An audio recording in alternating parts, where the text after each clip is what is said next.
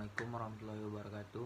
Perkenalkan, nama saya Alwi Darus Tamunan dengan NIM 20032022. Nah, di sini saya akan menjelaskan materi tentang yang pertama, yaitu HACCP atau yang disebut Hazard Analysis and Critical Control Point. Nah, yang pertama yaitu apa itu HACCP atau Hazard Analysis and Critical Control Point. Adalah suatu sistem manajemen keamanan pangan yang mendasarkan pada identifikasi, evaluasi, pengendalian bahaya yang dapat mempengaruhi keamanan selama produksi. Nah, sistem ini fokus pada pencegahan lebih dari pada deteksi dengan menetapkan titik-titik kontrol yang memastikan keamanan pangan secara sistematis dari mulai produksi hingga konsumsi. Yaitu penerapan HACCP membantu industri makanan untuk memastikan bahwa produksi mereka aman untuk dikonsumsi dengan mengurangi risiko kontaminasi atau bahaya lainnya. Selain itu, HACCP dapat memenuhi persyaratan regulasi keamanan pangan dan meningkatkan kepercayaan konsumen terhadap produk pangan tersebut. Di sini saya akan menjelaskan tujuan HACCP. Tujuan HACCP atau Hazard Analysis and Critical Control Point yaitu untuk memastikan keamanan pangan dengan mengidentifikasi, evaluasi, dan mengendalikan risiko kesehatan yang terkait dengan proses produksi makanan. HACCP ini membantu mengidentifikasi titik kontrol kritik dalam rantai produksi pangan sehingga dapat diambil langkah-langkah pencegahan yang efektif untuk mencegah atau mengendalikan bahaya tersebut. Manfaat HACCP yang pertama yaitu mengidentifikasi bahaya, hazard identification. HACCP membantu mengidentifikasi potensi bahaya pada setiap produksi makanan, baik itu biologis, kimia, ataupun fisik. Nah, yang kedua itu meningkatkan keamanan produk. HACCP membantu memastikan bahwa produk pangan yang dihasilkan aman untuk dikonsumsi, mengurangi risiko akan terjadinya keracunan makanan atau penyakit terkait makanan tersebut. Nah, yang ketiga itu peningkatan efisiensi produk. Dengan fokus pada pengendalian titik-titik kritis, HACCP dapat membantu meningkatkan efisiensi produksi dengan mengurangi pemborosan bahan baku dan energi. Yang keempat yaitu meningkatkan reputasi perusahaan. Dengan penerapan HACCP, perusahaan dapat membantu reputasi yang baik terkait dengan kualitas dan keamanan produk mereka tersebut. Yang kelima yaitu penghemat biaya. Mengidentifikasi, mengelola risiko sejak awal dapat mengurangi kemungkinan produk harus ditarik dari pasaran yang dapat mengakibatkan kerugian finansial dan merusak reputasi perusahaan. Prinsip HACCP: analisis bahaya, hazard analysis, mengidentifikasi potensi bahaya yang dapat muncul selama produksi pangan, penetapan poin kritis atau critical control point identification, yaitu menentukan langkah-langkah kritis dalam produksi yang dapat mengendalikan atau mencegah bahaya, penetapan batas kritis atau setting critical limits, yaitu menetapkan batas-batas yang harus terpenuhi setiap poin kritis-kritis tersebut untuk menjaga keamanan pangan. Memantau atau monitoring, yaitu melakukan pemantauan secara teratur untuk memastikan bahwa poin kritis tersebut tetap dalam batas yang ditentukan. Koreksi atau correctification, yaitu mengambil tindakan korektif jika suatu poin kritis-kritis tersebut melampaui batas yang sudah ditetapkan. Verifikasi, menilai secara sistematis apa sistem HACCP berfungsi dengan efektif. Dokumentasi, yaitu membantu dan menyimpan catatan semua langkah-langkah dalam sistem HACCP. Nah, langkah-langkah penerapan HACCP yang pertama yaitu identifikasi bahaya atau hazard analysis. Tentukan potensi bahaya yang mungkin terjadi dalam proses produksi makanan. Nah, yang kedua yaitu identifikasi poin kritis control atau critical control point or CCPS. Tetapkan langkah-langkah kritis dalam proses yang dapat mengendalikan atau mencegah bahaya. Nah, yang ketiga yaitu tentukan batas kritis atau critical limits. Tetapkan parameter batas untuk setiap CCP untuk memastikan kontrol yang efektif. Yang keempat yaitu pengembangan sistem pemantauan atau monitoring. Tetapkan cara untuk memantau CCPS dan memastikan bahwa batas kritis tetap terpenuhi. Yang kelima yaitu pembangunan tindakan korektif atau corrective action. Rencanakan tindakan jika terjadi pelanggaran batas kritis untuk mengoreksi suatu situasi segera. Nah, yang keenam itu pengembangan sistem pemantauan atau verification. Tentukan prosedur untuk memastikan bahwa sistem HACCP berfungsi sebagai yang diharapkan. Yang ketujuh yaitu dokumentasi dan rekam jejak. Pertahankan rekam jejak semua langkah dan kontrol yang dilakukan sesuai dengan prinsip HACCP.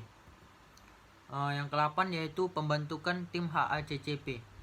Bentuk tim yang berdiri dari individu pengetahuan yang sesuai untuk memastikan implementasi yang efektif. Yang ke-9 itu yaitu pelatihan. Pastikan bahwa semua personel yang terlibat dalam proses pangan memahami dan mampu melaksanakan prinsip HACCP. Yang ke-10 sistem verifikasi. Pastikan bahwa metode yang digunakan dalam sistem HACCP efektif dalam mengendalikan bahaya yang diidentifikasi. Kendala HACCP. Nah, yang pertama yaitu biaya pengembangan dan implementasi HACCP yang tinggi. Kurangnya pengetahuan dan keterampilan tentang HACCP di kalangan pelaku industri pangan. Tidak cocok bila diaplikasikan untuk bahaya atau proses yang hanya sedikit diketahui. Terus tidak melakukan kuantifikasi atau memprioritaskan berisiko dan tidak melakukan kuantifikasi dampak dari tambahan terhadap penurunan risiko. Kesulitan dalam menentukan titik-titik kendali kritis dan batas-batas kritis yang sesuai dengan kondisi spesifik industri pangan. Tantangannya yaitu tantangan HACCP yaitu kurangnya kesadaran karyawan. Seringkali karyawan tidak sepenuhnya memahami pentingnya HACCP dalam menjaga keamanan pangan. Perubahan peraturan. Tantangan terkait dengan perubahan regulasi dan standar keamanan pangan yang memerlukan penyesuaian sistem HACCP. Manajemen risiko bahan baku. Mengidentifikasi dan mengelola risiko yang terkait dengan bahan baku, terutama jika bahan baku bervariasi atau berfluktuasi dalam kualitas. Solusi HACCP, pelatihan karyawan. Yang pertama yaitu pelatihan karyawan. Memberikan pelatihan reguler kepada karyawan untuk meningkatkan pemahaman mereka tentang HACCP dan peran masing-masing dalam menjaga keamanan pangan. Yang kedua yaitu pemantauan regulasi. Untuk membentuk tim untuk atau mengontrak profesional yang dapat memantau perubahan peraturan pangan dan memastikan kepatuhan penuh. Yang ketiga yaitu audit bahan baku. Melakukan audit berkala pada penyediaan bahan baku untuk memastikan kualitas yang konsisten dan memahami potensi. Nah, persyaratan sertifikasi HACCP. Sebelum mengajukan sertifikasi HACCP, perlu menyiapkan dokumen-dokumen yang meliputi yaitu yang pertama nomor induk berusaha atau NIB. Yang kedua yaitu sertifikat kelayakan pengolahan atau SKP. Yang ketiga yaitu surat izin usaha perdagangan atau SIUP. Yang keempat, panduan mutu yang telah divalidasi. Dan yang kelima, rekaman audit internal. Prosedur sertifikat HACCP. Yang pertama yaitu persiapan. Sebelum mengajukan permohonan sertifikasi HACCP, perusahaan harus menyiapkan terlebih dahulu seluruh dokumen dan persyaratan untuk mendapatkan sertifikasi ini agar proses pengajuan berjalan lancar. Yang kedua yaitu mengimplementasikan sistem HACCP. Sistem HACCP telah dirancang spesifik untuk jenis produk dan produk pangan dan tertentu, di mana masing-masing produk pangan memiliki sistem yang berbeda pula. Untuk itu, pastikan telah menerapkan sistem yang sesuai dengan produk. Analisis. Lakukanlah analisis dan evaluasi internal terkait pengaplikasian sistem HACCP yang telah diterapkan di perusahaan Anda. Namun, jika Anda masih mengalami kesulitan dalam hal pengaplikasian, Anda bisa menggunakan layanan konsultan yang membantu proses evaluasi dan analisis untuk sertifikasi. Lanjutannya itu audit. Yang kelima, audit dan penilaian oleh tim HACCP. Setelah melakukan analisis dan evaluasi internal, Anda dapat melakukan permohonan sertifikasi HACCP. Kemudian, tim HACCP akan melaksanakan inspeksi dan menugaskan tim inspektur untuk melaksanakan pemeriksaan dokumen, inspeksi lapangan dan desk audit, dan melaporkan hasil inspeksi. Pada tahap inspeksi, tim penilaian HACCP akan melakukan peninjauan lokasi produksi secara menyeluruh. Wawancara dengan staf untuk memastikan seluruh staf sudah memahami sistem HACCP. Memeriksa sampel pangan dan memberikan ulasan mengenai implementasi HACCP. Hasil penilaian. Tim auditor dan penilaian HACCP akan memberikan catatan berupa kekurangan apa saja yang harus diperbaiki di pengimplementasian sistem ini. Perusahaan akan diberikan waktu untuk memperbaiki kekurangan yang ada. Selanjutnya, perusahaan tersebut wajib melaporkan kembali ke tim auditor untuk pengecekan ulang dan memastikan sudah ada perbaikan sesuai yang disarankan. Jika perbaikan sudah sesuai sertifikasi, akan diterbitkan oleh pihak HACCP tersebut. Manfaat memiliki sertifikasi HACCP.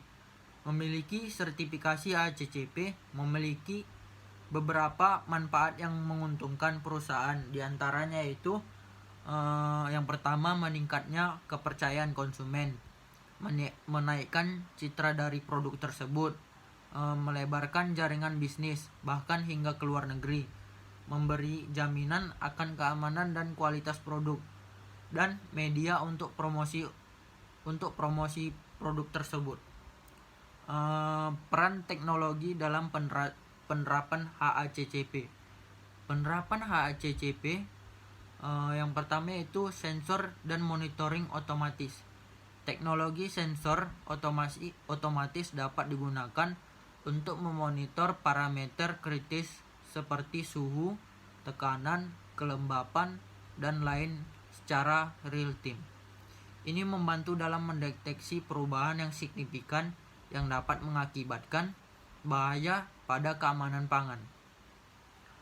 Sistem informasi manajemen. Platform perangkat lunak yang canggih dapat membantu dalam menganalisis data terkait dengan HACCP, termasuk informasi mengenai penerimaan bahan baku, produksi, penyimpanan, dan distribusi. Hal ini mempermudah pemantauan dalam pelaporan keamanan pangan. RFID dan barcode. Identifikasi otomatis melalui RFID, radio frequency identifikasi, dan barcode, memungkinkan pelacakan dan pengelolaan inventaris dengan lebih efisien. Ini membantu memastikan keaslian bahan baku dan mengidentifikasi potensi risiko. Teknologi informasi atau teknologi informasi geografis atau GIS. Penggunaan GIS dapat membantu dalam pemetaan dan pemahaman risiko terkait lingkungan sekitar lokasi produksi. Hal ini mempengaruhi keamanan pangan dan membantu dalam perencanaan mitigasi risiko. Teknologi pengelolaan. Peralatan modern yang dilengkapi dengan kontrol otomatis dapat membantu memastikan bahwa parameter kritis dalam proses produksi dipertahankan pada tingkat aman. Ini melibatkan otomatisasi proses produksi untuk mengurangi risiko kesalahan manusia. Aplikasi mobile. Aplikasi mobile dapat digunakan untuk memfasilitasi pemeriksaan secara rutin, pencatatan data, dan pelaporan insiden dengan cepat. Hal ini mempercepat tanggapan terhadap potensi risiko keamanan pangan. Peranan pemerintah dalam mendukung HACCP.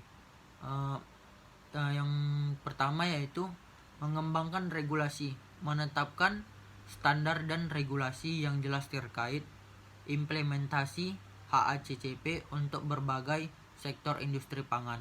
Yang kedua yaitu pendidikan dan pelatihan. Memberikan program pendidikan dan pelatihan kepada produsen pangan untuk memastikan pemahaman yang baik tentang prinsip HACCP. Yang ketiga yaitu pengawasan dan audit.